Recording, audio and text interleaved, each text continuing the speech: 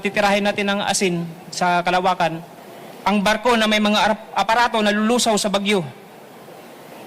Sa dagat pa lang kung saan nag-uumpisa ang bagyo, doon ay pahinain hanggang sa malusaw ang bagyo.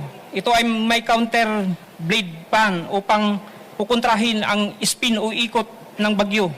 Meron din itong nakasaboy na yelo upang palamigin ang temperatura o init ng tubig sa karagatan. Meron din itong nakasaboy na asin o sa himpapawid o cloud seeding upang mabuo ang ulap, at pag nabuo ng ulap ay titirahin ito ng laser